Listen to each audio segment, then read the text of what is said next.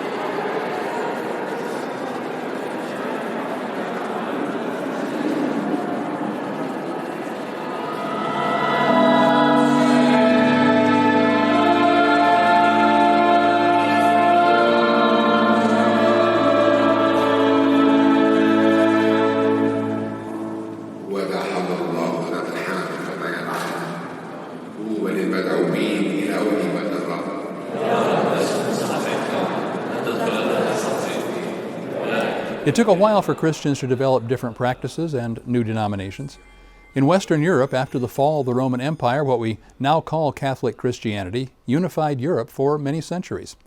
Today, we refer to this branch of Christendom as Roman Catholicism. The Roman Catholic Church claims more than 1 billion members worldwide. Since the apostles Peter and Paul were martyred in Rome, the church there and its bishop eventually became the most prominent in the early centuries of the spread of the Christian faith. Catholics believe that Christ anointed Peter to be the first pope, a term meaning father. They further believe that his authority was then passed down to all future popes. It was in the western part of the empire that the Bishop of Rome, later called the Pope of course, took precedence over other bishops. The breakdown of the political organization of the Roman Empire in the West left a great void that no barbarian king or general could fill. This void was filled by the church as the teacher and lawgiver of the people. The people of the North that were incorporated into the culture at that point possessed no written literature, no cities, no stone architecture.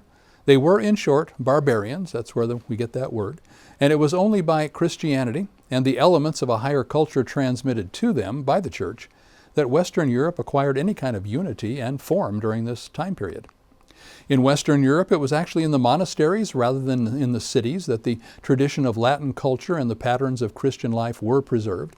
The monks were the apostles of the West and the founders of medieval culture.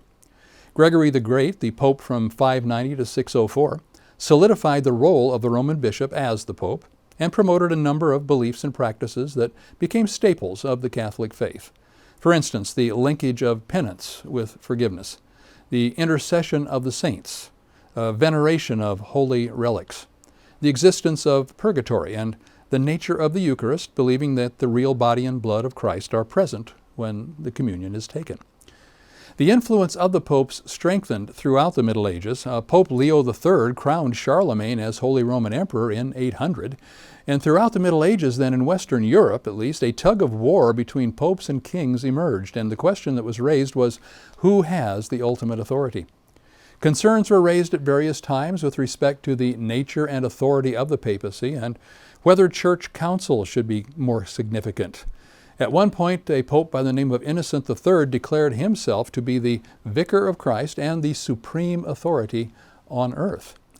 Further debate on the essence of Christian theology arose from a movement called scholasticism, which sought to show how God's revelation and man's reason could together be systematically applied to theology. This gave rise to the first European universities, Bologna in Italy, Paris, Oxford and Cambridge, both of course in England. Certain Catholic doctrines became more rooted in the church during this time, what we call the medieval ages.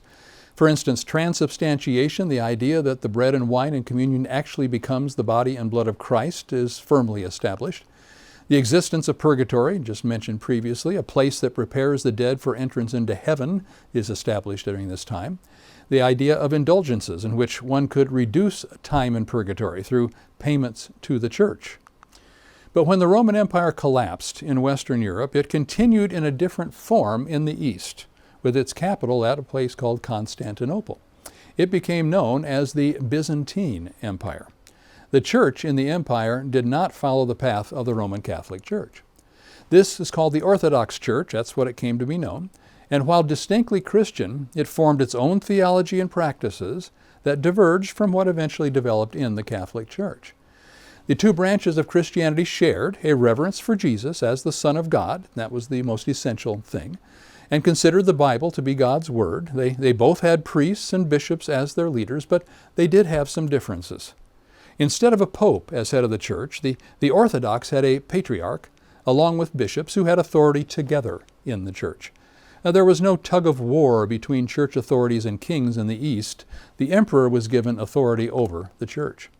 Priests could be married in the East, which was not allowed in Catholicism, and local languages could be used in church services. They were not just restricted to Latin. These differences led the two branches of Christianity to excommunicate each other in the year 1054. This was called the Great Schism, the first major break in the unity of Christian faith. As the popes of the late Middle Ages became increasingly corrupt, or at least that was the perception of them, voices for reform were raised. For instance, there was Pope Boniface VIII who declared, "I am Caesar, I am emperor." He then issued an official proclamation that stated, "It is altogether necessary for every human being to be subject to the Roman pontiff." Shortly after, there was such a split in the church that for a while there were two rival popes. Then for a time there were actually three claiming to be the legitimate pope. Cries for reform within the church were not heeded. Some who tried were persecuted. One man, Jan Hus, was even executed at a church council. Reform then finally took place with a break from the Catholic Church, beginning with a monk named Martin Luther. And even Martin Luther was not originally trying to break from the church. He was trying to do a reform from within, but it was not accepted. Luther publicly challenged the sale of indulgences that they said would release people from purgatory. Eventually, he rejected the doctrine of purgatory entirely. Luther said the following. He said, "A council may sometimes err. Neither the church nor the pope can establish articles of faith. These must come from Scripture." And so Luther's concern that the church was too reliant on good works led him to proclaim that men are justified by faith. There was just too much dependence upon what you do, he thought, in the Catholic Church. His concern over the mediation of priests in everybody's lives led him to teach the priesthood of all believers, meaning that people could go directly to God. They did not have to go through the system of priesthood, hierarchy so-called of the church. God was present for them personally. He then reduced the number of sacraments to 2. There were 7 in the Catholic Church. He just brought it down to baptism and the Lord's Supper. The movement that Luther began is now called, of course, the Protestant Reformation. Other reformers arose with their own concepts of what the church should be and how the doctrines of the Catholic Church should be challenged. For instance, there was John Calvin, who emphasized the sovereignty of God and the doctrine of predestination, that God chooses who will be saved. Later, an Arminian response to Calvinism emphasized instead man's free will. A group that we call Anabaptists also rejected the predestination doctrine. They also denied infant baptism, which both the Catholics and all the other Protestants accepted. They said that baptism must follow a confession of faith. They were persecuted, therefore, by fellow Protestants as well as by the Catholics. The Anabaptists can be considered the ancestors of what are now the Mennonite and Baptist churches, and even the Society of Friends, or also called Quakers, hold to some of the early Anabaptist positions. In England, the Reformation led to tension between Catholics and Reformers, a tension that was resolved by Queen Elizabeth I's settlement of religion. It set up what we now call the Anglican Church, or Church of England, that followed Protestant doctrine but kept much of the outward appearance of Catholicism and a similar liturgy in its services. Anglicans refer to themselves as the middle way in the Reformation. New denominations within the overall Protestant Reformation have proliferated over the years, too many to itemize in a short overview, but it's important to mention at least 2 streams that developed in the 19th and 20th centuries, the holiness stream and a Pentecostal stream, and churches set up on those bases. Beginning in the 1960s and continuing to the present day, a charismatic movement which kind of grew out of Pentecostalism that emphasizes supernatural spiritual gifts has developed in many of the denominations. The idea of being a denomination even has lost some ground as a number of independent, non-denominational churches has increased. Now, despite all the changes since the Protestant Reformation began, the three basic divisions in Christianity remain: Catholic, Eastern Orthodox, and Protestant. The walls that used to divide them are not as steep today as in the past. Often we find the different denominations working together on specific issues even while they maintain their uniqueness.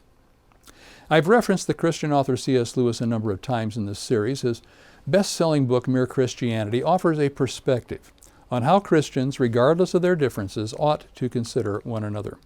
In his book, he does not promote one particular branch of the faith or one denomination.